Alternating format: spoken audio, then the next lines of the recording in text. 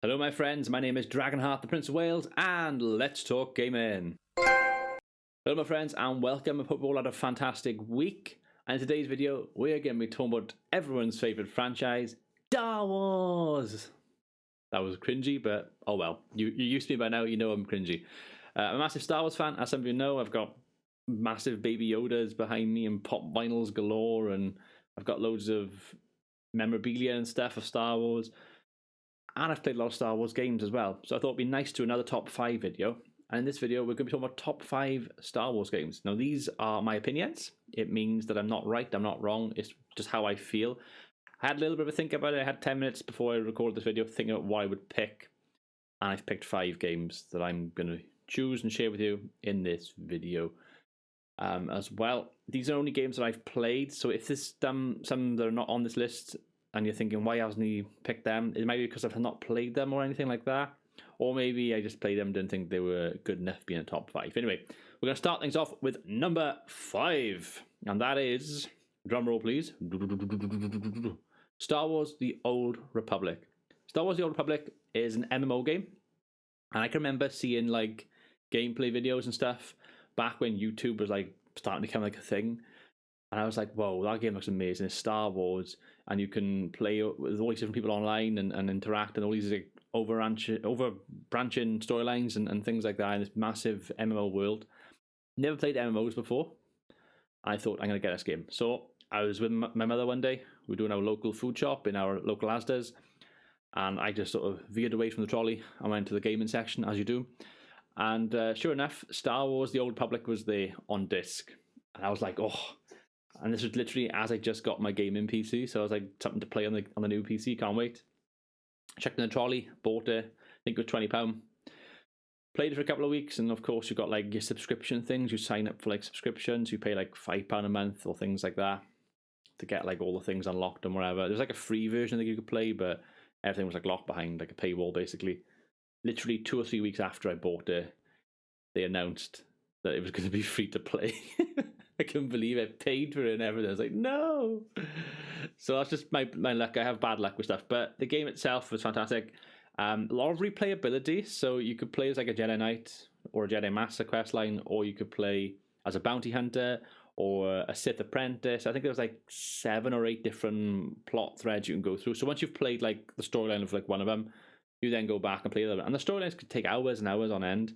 I remember playing the Jedi Knight and having like the romance options, and then doing the investigation stuff and find out what happened and why did that person get killed, and the plot sort of thickens, and just really well done. It was good, and the fact that you can go like it's like BioWare, isn't it? So it's like renegade or you could be sort of virtuous, that sort of thing, and you pick your dialogue options. So you can be a Jedi, but you can pick options which in turn would mean you fall to the dark side, which is pretty cool. So then that Jedi storyline, not only is it like one storyline which is pretty unique, but you could end that storyline in multiple different ways. So to kick things off, I'm picking that. I don't usually play MMOs, but I've played this MMO and I love this. So that's why it's on my list at number 5. Numero 4, and we are picking one of the newest Star Wars games that I've played. Star Wars Jedi Fallen Order. Some of you will like this, some of you will not. Rexasaur, I'm looking at you. Star Wars Jedi Fallen Order.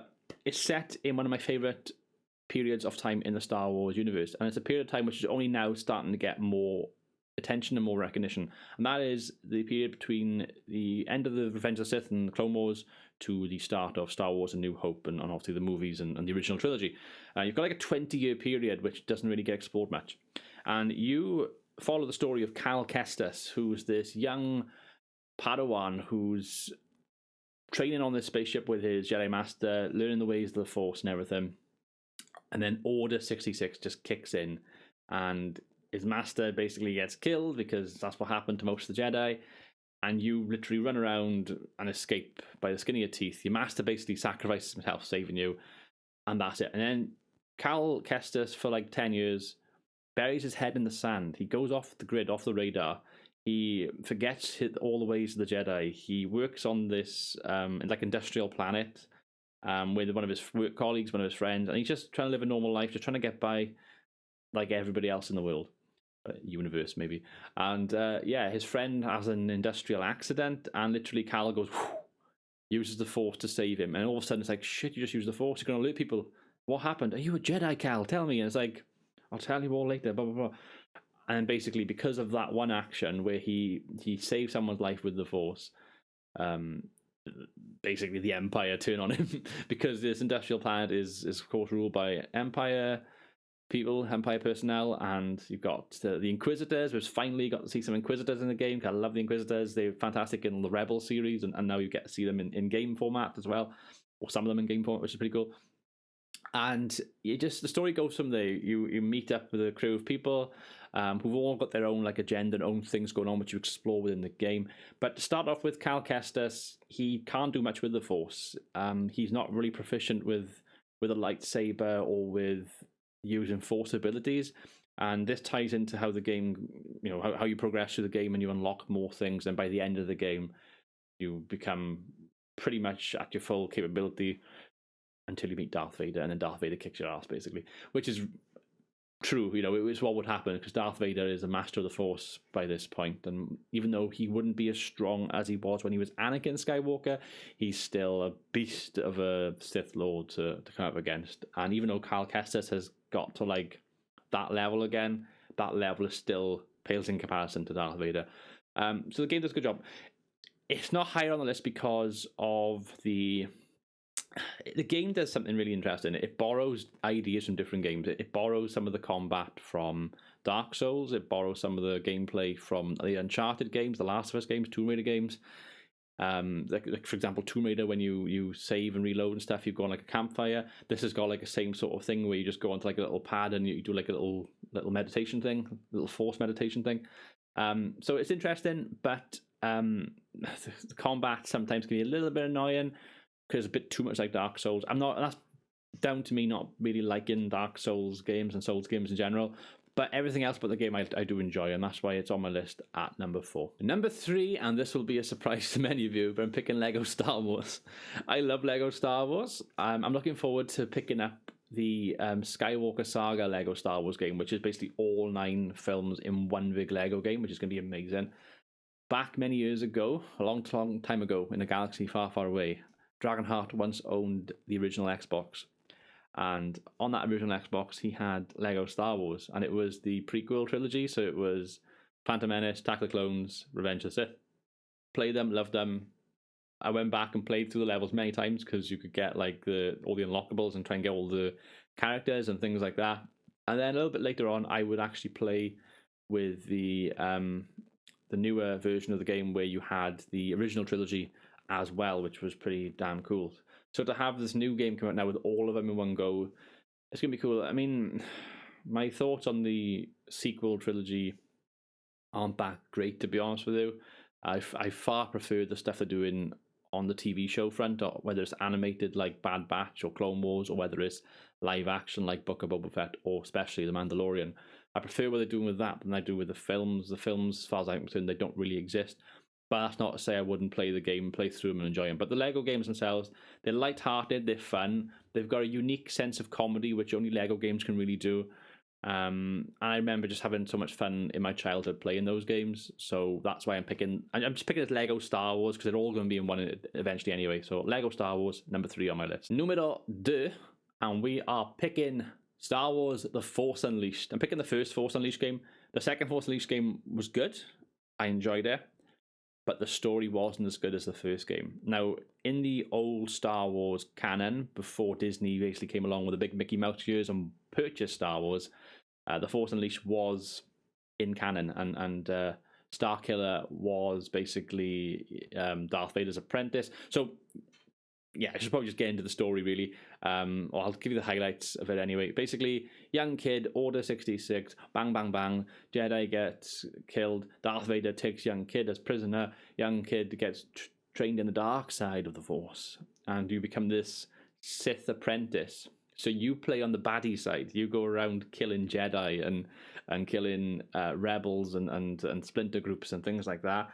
And you come across some of the characters from Star Wars lore and Star Wars past and stuff, like Shakti. Now, Shakti is interesting because in Revenge of the Sith and deleted scenes, she dies like 2 or 3 times.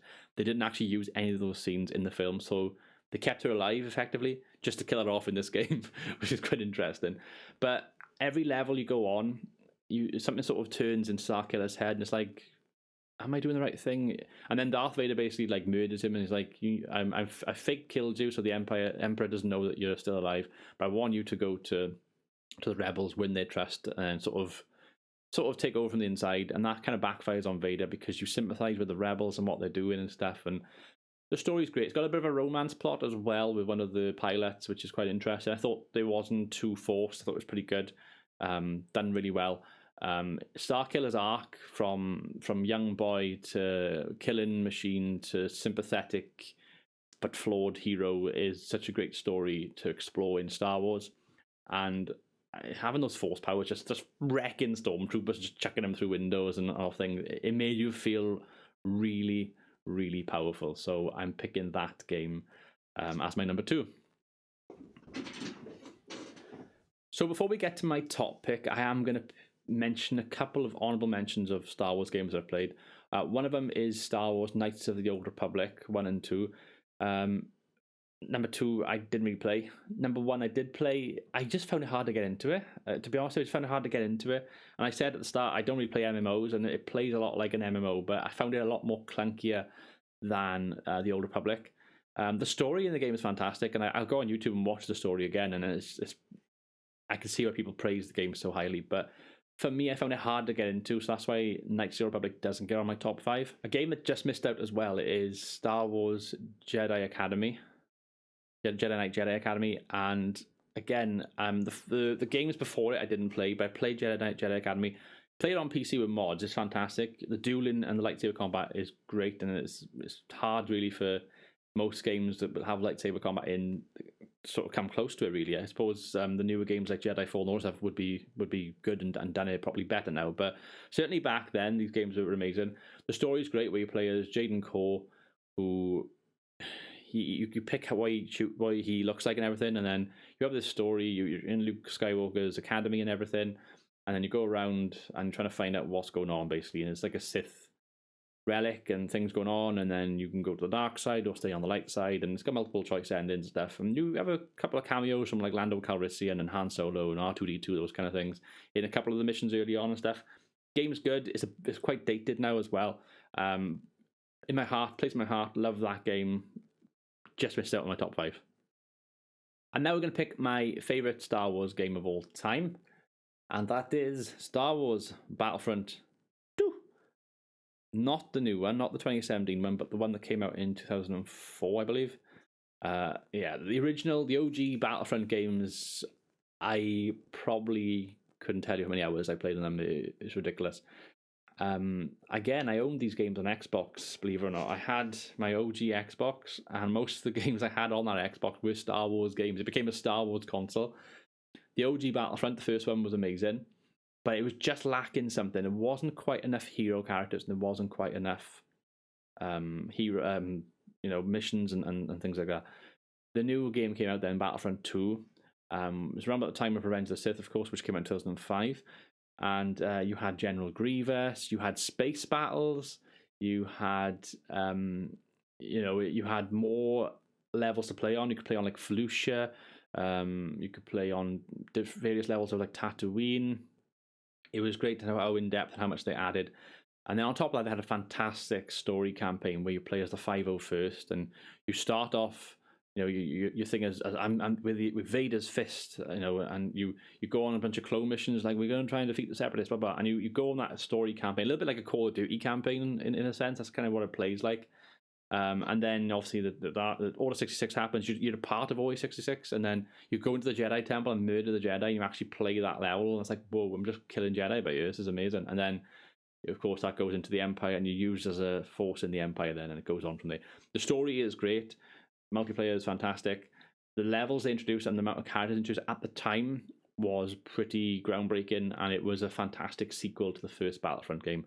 And that's why I pick it as my top game. Anyway, guys, that is probably it for the video. I've done my 5 games. Let me know in the comment section what are your top 5 Star Wars games. I've been Dragonheart. Until next time, goodbye.